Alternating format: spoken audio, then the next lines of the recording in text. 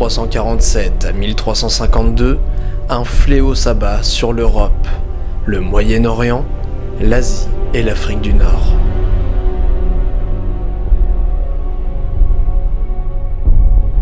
Les personnes contaminées se retrouvaient couvertes de bubons remplis de sang ainsi que de pus, et en quelques jours seulement, elles rejoignaient les cadavres qui jonchaient les rues.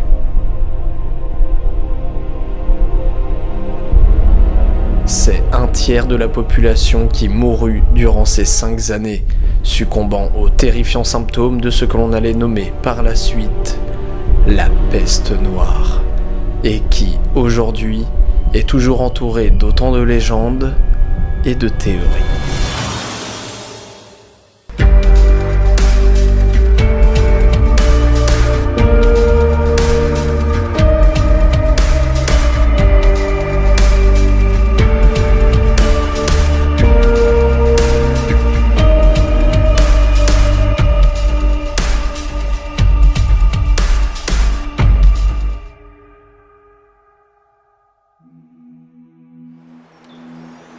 À l'époque, il était commun de relier des phénomènes inexpliqués dans le ciel et l'apparition soudaine de maladies, renforçant d'autant plus la superstition comme quoi Dieu lâchait sa colère sur la terre. Si certains voient donc la peste noire comme un châtiment divin à ce moment-là, est-il possible qu'il s'agisse en fait réellement d'un fléau venant du ciel ? En 541, c'est la peste de Justinien qui a frappé tout le bassin méditerranéen. Des témoignages rapportent qu'il y avait des navires de bronze qui volaient dans le ciel en dégageant une brume au-dessus des villages. D'anciens textes islamiques parlent même du ciel qui se serait assombri. Phénomène prouvé grâce à la dendrochronologie qui permet de reconstituer des changements climatiques et environnementaux en analysant des anneaux de croissance des arbres.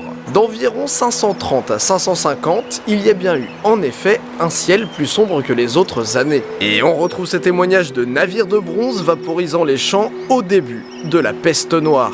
Et si ces navires étaient en fait des météorites ? Les personnes ayant vu cette brume, les accompagnant, ne serait que la fumée qu'elle dégageait une fois entrée dans l'atmosphère. Justus Ecker, dans son ouvrage La mort noire au XIVe siècle, raconte que le terme de peste noire pourrait venir d'une comète noire observée avant l'apparition de la maladie. Bien qu'on ne peut prouver avec certitude que c'est la bactérie Yersinia pestis qui est à l'origine de la peste noire, il existe tout de même un consensus scientifique approuvant cette hypothèse. Mais alors, et si Yersinia pestis venait en réalité de l'espace, déposé sur Terre suite à des impacts de météorites? L'année dernière, des scientifiques russes ont présenté lors de la conférence COSPAR des travaux très intéressants. Ils ont envoyé pendant 31 mois des œufs de crustacés et de carpes à bord de l'ISS. Ils étaient placés dans un conteneur situé à l'extérieur du vaisseau, exposés aux rayons cosmiques. Les échantillons analysés ont prouvé que la bactérie Bacillus subtilis est devenue résistante à 6 des 8 produits antibactériens qui étaient efficaces avant son séjour dans l'espace. Il déclare « Cela veut dire que la population bactérienne qui est dans l'espace aura, avec le temps, une biodiversité plus importante qu'une population bactérienne qui resterait sur le sol de la Terre. Cela pourrait se révéler embêtant pour des voyages au long cours d'êtres humains, car des bactéries bénignes pourraient devenir résistantes aux antibiotiques. » Certaines bactéries survivent donc dans l'espace. Amenées par des météorites, elles pourraient être très dangereuses pour les êtres vivants sur notre planète. La peste noire viendrait-elle du ciel ? À vous d'en débattre. Et évidemment, certains complotistes pensent que ces bateaux que des gens auraient vus dans le ciel, vaporisant des gaz, c'était une race alien qui a voulu nous exterminer avec la peste. Voilà. Suivant.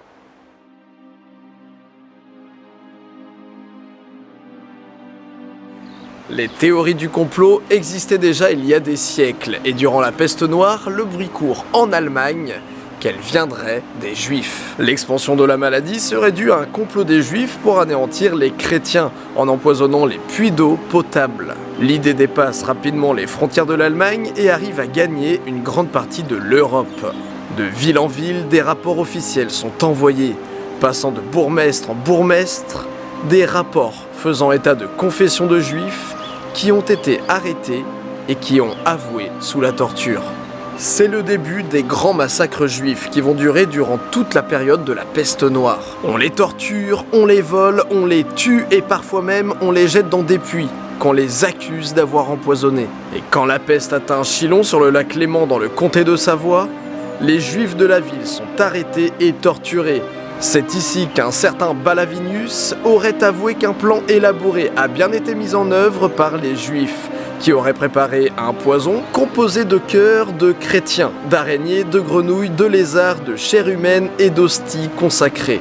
Le rapport de ces aveux est envoyé à Châtel-Saint-Denis, au Châtelard et à Berne, où les massacres vont se faire de plus en plus violents. L'un des plus connus est le pogrom de Strasbourg, un massacre d'environ 2000 habitants juifs, arrêtés le vendredi, puis brûlés vifs le samedi 14 février 1349.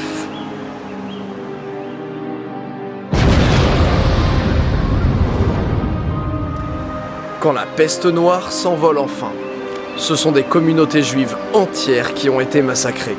Les quartiers juifs ont été pillés et les maisons incendiées. Malgré les rapports officiels et les aveux sous la torture, il y a très peu de chances que la peste noire vienne réellement des juifs. Tout simplement car ils étaient, autant que quiconque, eux aussi gravement malades à cause de la peste.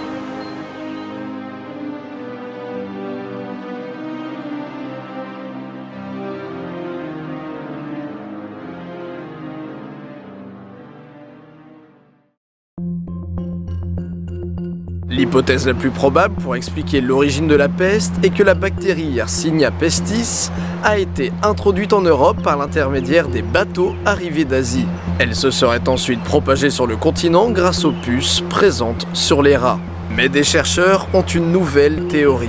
Ils ont étudié plus de 7000 épisodes de peste et ont remarqué qu'il y avait un lien avec les conditions climatiques de l'Asie à la même époque. Un printemps chaud et un été humide au Kazakhstan entraînerait systématiquement une peste à Hambourg ou à Londres 15 ans plus tard. Mais comment l'expliquer ? Selon leur étude, le coupable ne serait pas le rat noir, mais la grande gerbille. Neil Stenseth de l'université d'Olso explique. Les puces sont plus actives en cas de chaleur et infectent donc davantage de rongeurs. 1 degré de plus en été en Asie centrale double la prévalence de la peste chez les rongeurs sauvages. En quelques années, les flambées de peste en Asie atteignent les routes cavalières et maritimes du commerce et se dispersent. De nouvelles vagues de peste surviennent peu après, touchant d'abord la Russie du Sud, puis les ports européens. Elles arrivent finalement en Europe de l'Ouest en une douzaine d'années, puis explosent dans les 3 années suivantes. Boris Schmidt déclare « Cela vient en effet contredire l'idée répandue que l'Europe avait sur place un réservoir de peste comme le rat noir, accusé d'avoir disséminé des puces abritant le bacille responsable de la peste, Yersinia pestis. Bien au contraire, de nouvelles souches de la maladie auraient été fréquemment importées d'Asie. L'origine de la peste ne viendrait donc pas du ciel ou des juifs, mais des gerbilles Rhombomis opimus. Le rat noir aurait été alors porteur de la maladie, sans en être l'origine.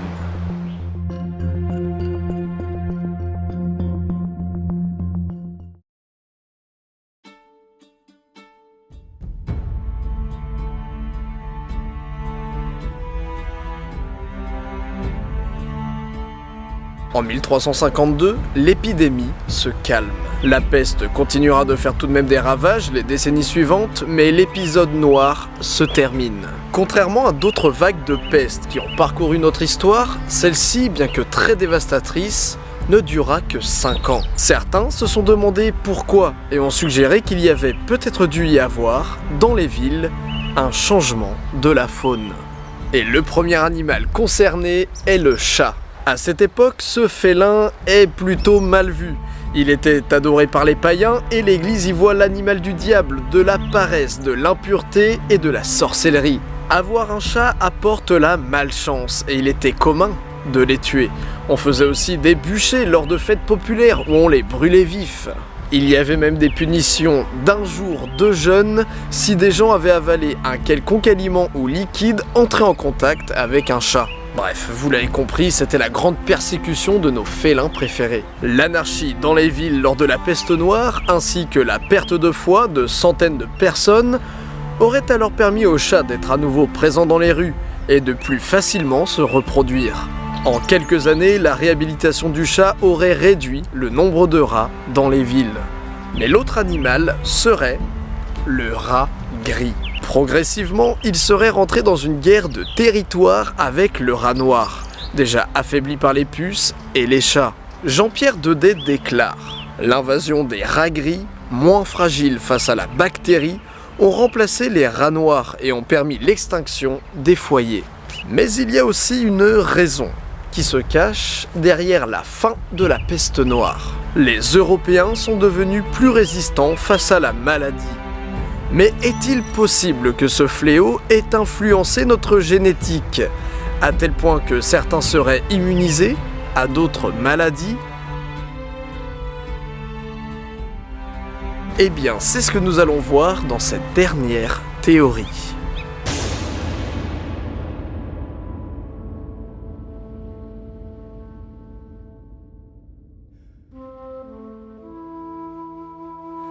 10% des Européens présentent une mutation particulièrement intéressante, voire même intrigante. Il s'agit de la mutation Delta 32 du récepteur CCR5, l'une des principales portes d'entrée du virus du sida dans les lymphocytes T. Les porteurs de cette mutation ont moins de risques d'être infectés. Pourquoi est-elle fréquente chez les personnes d'origine européenne? Comment est-elle apparue? C'est un mystère. Mais Christopher Duncan de l'université de Liverpool a proposé l'hypothèse suivante. La peste noire est à l'origine de cette immunité face au sida. Certaines maladies peuvent en effet entraîner des pressions de sélection sur certains gènes en favorisant la résistance à la maladie. Selon Duncan et ses collègues, cette mutation aurait vu le jour au XIVe siècle. La mutation Delta 32 est d'ailleurs encore plus répandue en Finlande et en Russie, et la peste a sévi plus longtemps dans les pays du Nord et de l'Est de l'Europe. Tout semble indiquer que c'est bien la peste qui est à l'origine de cette mutation. Mais comment expliquer qu'une mutation qui fait barrage à un virus, le VIH, ait pu donner un avantage aux malades de la peste, maladie qui n'est pas provoquée par un virus, mais par une bactérie? Cela voudrait-il dire que Yersinia pestis n'est en fait pas à l'origine de la peste noire? Non, sinon c'est toute une période de l'histoire qu'on doit remettre en question. D'autres chercheurs pensent donc que Christopher Duncan fait fausse route, et qu'il faudrait plutôt aller voir du côté de la variole, ou d'autres épidémies causées par des virus au Moyen-Âge. Mais Duncan est confiant envers ses calculs. Pour lui, la mutation s'est bien produite vers le XIVe siècle à cause de ce qu'on qualifie être la peste, mais qui, en réalité, n'aurait rien à voir avec la peste. Peut-être sommes-nous en fait loin d'imaginer ce qu'était réellement la peste noire. Et peut-être sommes-nous à l'aube d'une réécriture de notre passé. La peste noire reste aussi mystérieuse aujourd'hui qu'elle l'a été en son temps, et est loin de nous avoir délivré tous ses secrets. C'était Didi Chanduidoui. À la prochaine pour de nouvelles théories.